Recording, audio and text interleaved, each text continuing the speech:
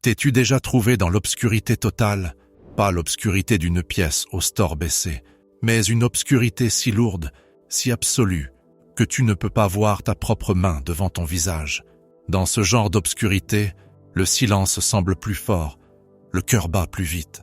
Nous réalisons à quel point nous sommes petits et à quel point nous avons désespérément besoin d'une lumière. Il y a une question qui hante le fond de l'esprit humain, une question que nous essayons souvent d'enterrer sous le bruit de notre vie quotidienne, sous nos rendez-vous et nos projets pour l'année prochaine.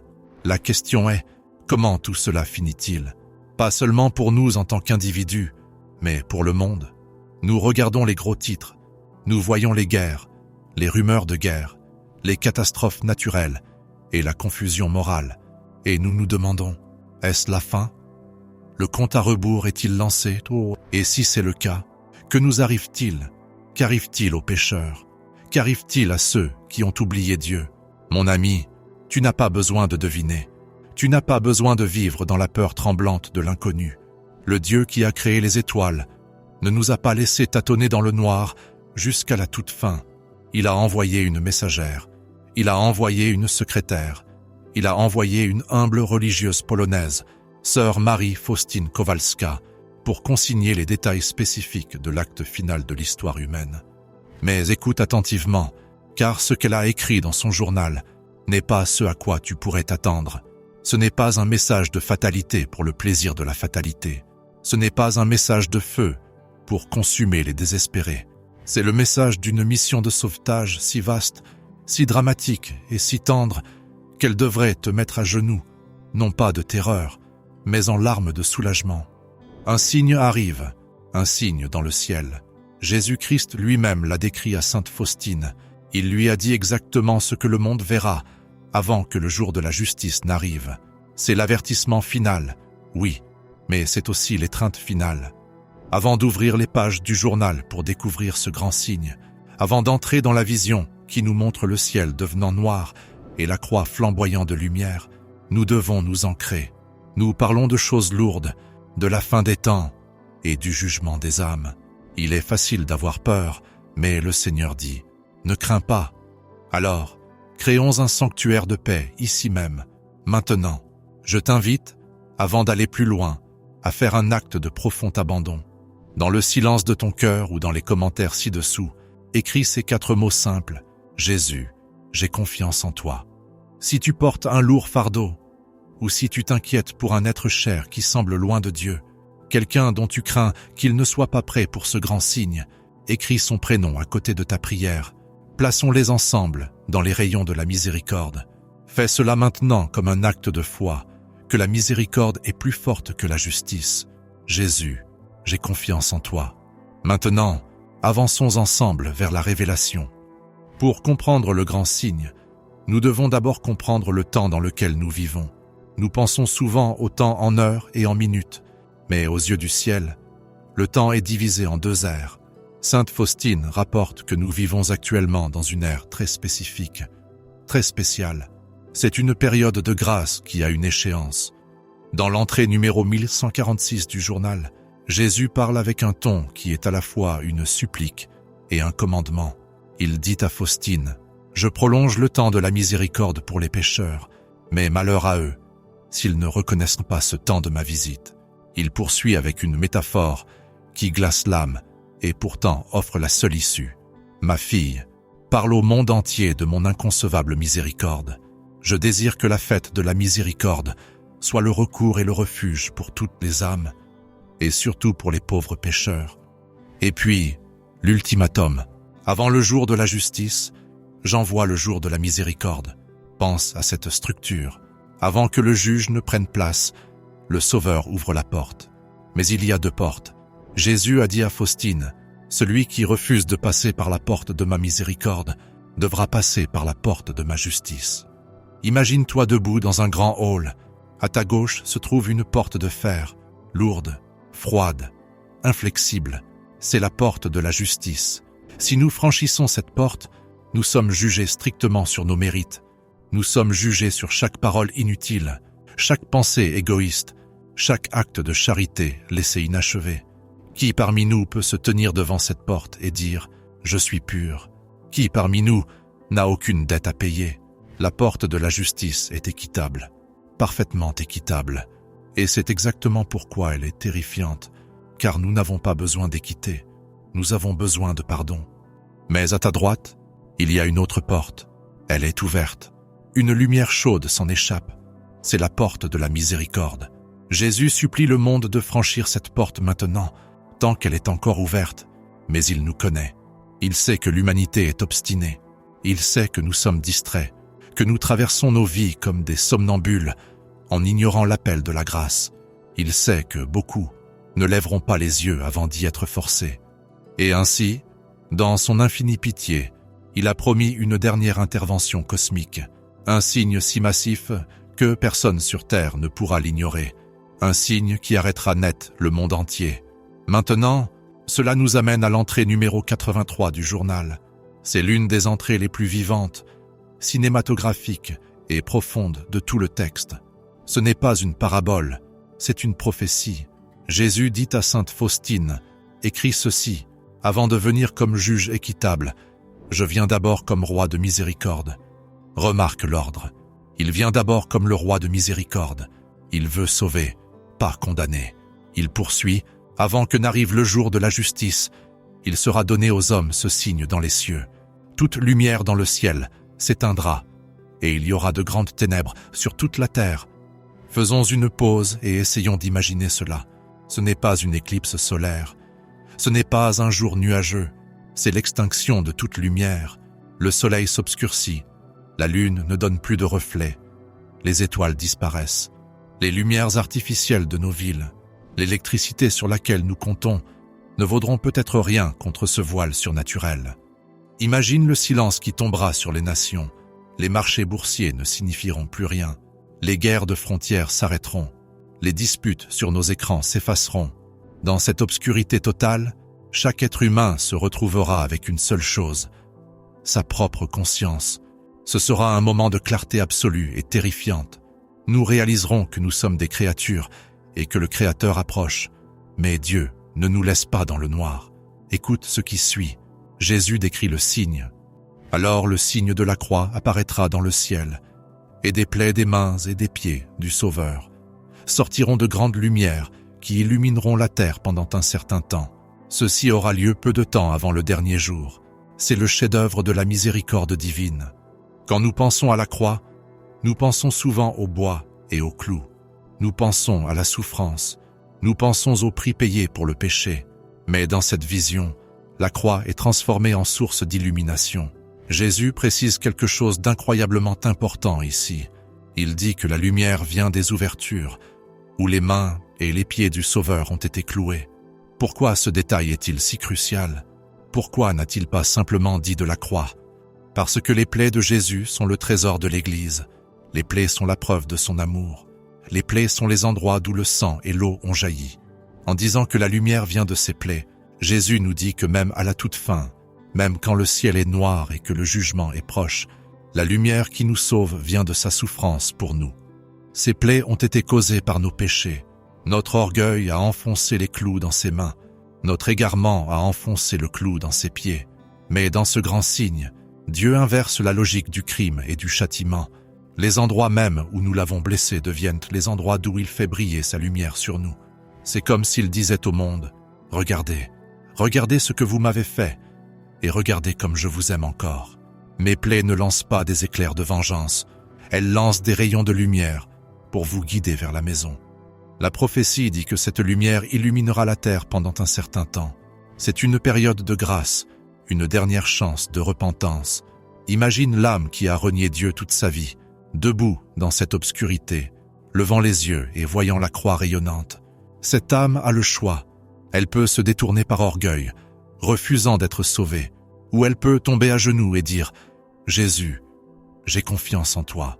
C'est pourquoi nous appelons cette vidéo une mission de sauvetage, parce que ce signe est l'ultime bouée de sauvetage, lancée à un monde qui se noie. Mais mon ami, nous devons nous poser une question difficile. Pourquoi attendre? Pourquoi attendre que le ciel devienne noir? Pourquoi attendre que les étoiles s'éteignent?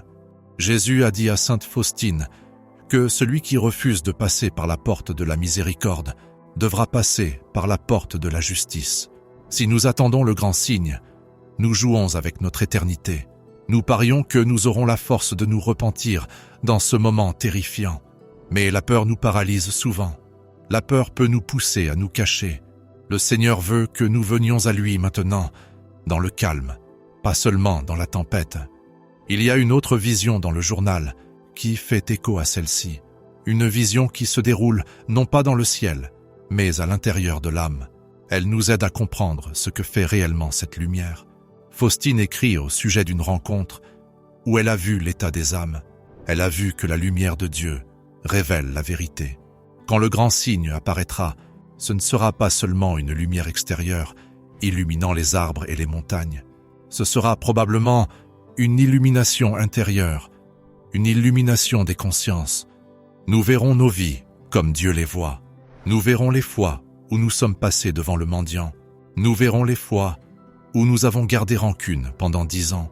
Nous verrons les fois où nous avons fait passer l'argent avant la famille, ou le plaisir avant le devoir. Ce sera douloureux. La vérité est toujours douloureuse pour ceux qui ont vécu dans l'illusion. Mais souviens-toi de la source de la lumière, des plaies, de la miséricorde. Jésus dit à Faustine dans une autre entrée, « Mon cœur déborde d'une grande miséricorde pour les âmes, et surtout pour les pauvres pécheurs. C'est pour eux que le sang et l'eau ont coulé de mon cœur comme d'une source débordante de miséricorde.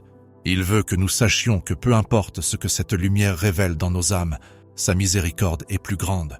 Je veux te parler directement maintenant, toi, qui ressens peut-être un serrement dans la poitrine. Peut-être penses-tu, j'en ai trop fait. Si le ciel s'obscurcissait aujourd'hui et que la croix apparaissait, la lumière me brûlerait, elle ne me sauverait pas. Tu as tort, et je dis cela avec l'autorité des promesses faites à sainte Faustine. Jésus lui a dit que les plus grands pécheurs mettent leur confiance en ma miséricorde. Ils ont droit avant les autres à la confiance en l'abîme de ma miséricorde. As-tu entendu cela? Avant les autres, le pécheur a un droit prioritaire sur le cœur de Jésus. Le médecin vient pour les malades, pas pour les bien portants. Il lui a dit, « Je ne puis punir même le plus grand pécheur s'il en appelle à ma pitié, mais au contraire, je le justifie en mon insondable et impénétrable miséricorde. Alors, si tu as peur du grand signe, le remède est simple. N'attends pas le signe. Deviens un enfant de la lumière aujourd'hui. Comment fait-on cela? Comment se préparer au jour prédit par sainte Faustine? Nous n'avons pas besoin de construire des bunkers souterrains ou de stocker des années de nourriture, bien qu'être prudent soit une bonne chose. La vraie préparation est spirituelle. Premièrement, nous devons vivre dans la porte de la miséricorde chaque jour. Cela signifie la confession régulière. La confession est le tribunal de la miséricorde. C'est l'endroit où nous allons vers le juge et au lieu d'une condamnation, nous recevons un pardon. Quand tu vas te confesser, tu franchis cette porte. Tu règles ton compte avant que les ténèbres ne tombent. Deuxièmement, nous devons utiliser le moyen que Jésus nous a donné, le chapelet de la miséricorde divine. Jésus a fait une promesse spécifique concernant cette prière au sujet de la fin des temps. Il a dit, « Par la récitation de ce chapelet, tu rapproches l'humanité de moi, et encore plus puissamment concernant l'heure de la mort, qui est pour chacun de nous, notre propre fin des temps personnels. » Il a dit, « Quand on récite ce chapelet auprès d'un agonisant, je me tiendrai entre mon Père et l'âme agonisante, non pas en tant que juge équitable, mais comme le Sauveur miséricordieux. Pense au pouvoir que tu tiens entre tes mains quand tu tiens ton chapelet.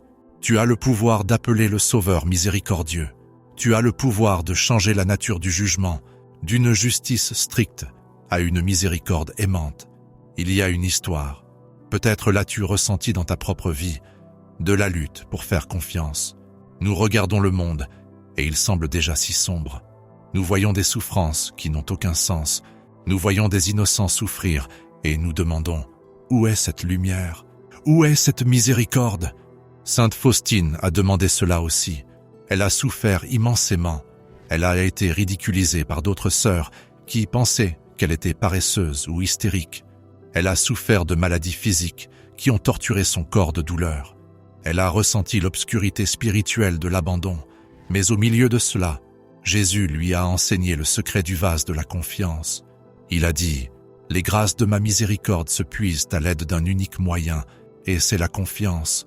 Plus une âme a confiance, plus elle recevra. » Le grand signe dans le ciel, les ténèbres et la croix, est le test final de la confiance. Quand le monde sombrera dans le noir, aurons-nous confiance que la lumière arrive? Quand nous verrons les plaies de Dieu, aurons-nous confiance qu'elles sont pour nous? Imagine un instant que la prophétie se réalise ce soir. Imagine que tu vaques à tes occupations du soir. Tu laves la vaisselle, ou peut-être lis-tu un livre. Soudain, la lampe à côté de toi vacille et s'éteint. Tu regardes par la fenêtre et les lampadaires sont éteints. La lune a disparu. Un silence tombe sur le quartier. Ton premier instinct pourrait être la panique. L'obscurité est épaisse, oppressante. C'est comme si l'air avait été aspiré de la pièce. Mais alors, tu te souviens des mots de l'humble religieuse, tu te souviens de la promesse du roi de miséricorde. Tu lèves les yeux, et là, perçant la voûte noire de l'univers, se trouve le signe du Fils de l'homme, la croix, et de ses mains et de ses pieds. Des faisceaux de brillance inondent la terre terrifiée. À ce moment-là, alors que le monde tremble, tu peux tenir bon. Tu peux regarder cette lumière et dire « Je te connais, je connais cette lumière. C'est la lumière qui m'a pardonné. C'est la lumière que j'ai invitée dans mon cœur. » Pour celui qui a confiance, le grand signe n'est pas le signal de la fin. C'est le signal de l'époux venant chercher son épouse. C'est le signal que la souffrance de l'histoire est sur le point de finir et que le règne de l'amour est sur le point de commencer. Mais nous devons aussi penser à ceux qui ne savent pas. Jésus a dit à Faustine, « Ma fille, regarde dans l'abîme de ma miséricorde et rends louange et gloire à ma miséricorde. Fais-le de cette manière. Rassemble tous les pécheurs du monde entier et immerge-les dans l'abîme de ma miséricorde. » C'est notre travail. Nous sommes les guetteurs sur la muraille.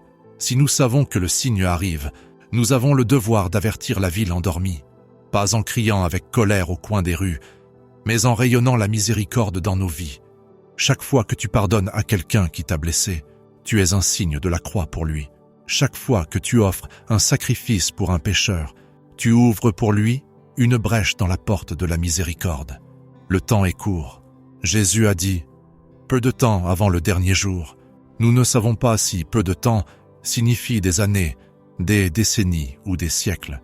Mais à l'échelle de l'éternité, c'est un battement de cils. Nous vivons à l'époque du grand sursis. Dieu retient son bras. Il attend. Il t'attend. Il attend ton voisin. Il attend cette personne que tu penses impossible à sauver. Il y a une urgence magnifique et terrifiante dans le journal. Jésus dit, « Je suis l'amour et la miséricorde même. Il n'y a pas de misère qui puisse se mesurer à ma miséricorde, ni de misère qui puisse l'épuiser, car au moment où elle se donne, elle s'amplifie. Laisse cela t'imprégner. Ta misère, ton péché, ta brisure n'épuise pas la miséricorde de Dieu. Cela l'amplifie. Plus tu en as besoin, plus il donne. » Alors que nous contemplons ce grand signe, les ténèbres et la lumière, prenons une résolution. Résolvons de ne pas être surpris en train de dormir. Résolvons de vivre chaque jour comme si la croix allait apparaître dans le ciel. Si tu savais que le ciel s'obscurcirait demain, qui appellerais-tu aujourd'hui? À qui pardonnerais-tu? Quel péché secret confesserais-tu enfin? Fais-le maintenant. La lumière de la croix brille déjà dans les sacrements. La lumière brille déjà dans les pages de l'Écriture. La mission de Sainte Faustine était de préparer le monde à la seconde venue. Elle a écrit « Tu prépareras le monde à ma venue dernière ». Elle a fait sa part. Elle a écrit les mots. Elle a souffert les nuits. Elle nous a transmis le message. Maintenant, c'est notre tour. Nous sommes les gardiens de ce message. Ne laisse pas la peur gouverner ton cœur. Le diable veut que tu aies peur de la fin des temps. Il veut que tu la vois comme une période de destruction. Mais Jésus veut que tu la vois comme le temps de la révélation ultime de l'amour. Les ténèbres viendront, c'est certain. Les lumières de ce monde failliront, c'est certain, mais la lumière de la miséricorde ne faillira jamais.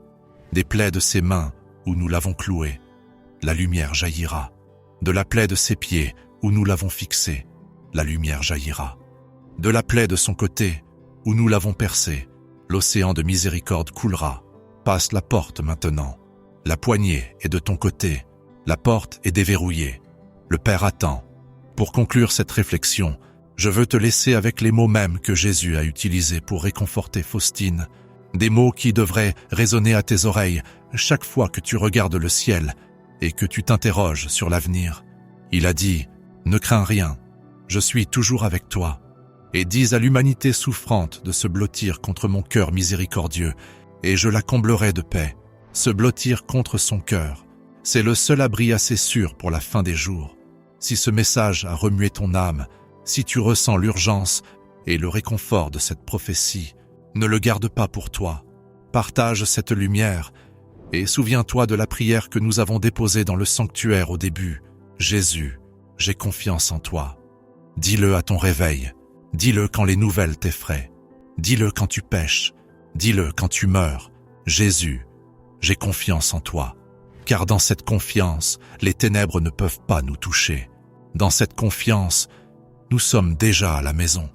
Que la miséricorde divine t'enveloppe, te protège et te conduise à travers la porte, maintenant et à l'heure du grand signe. Amen.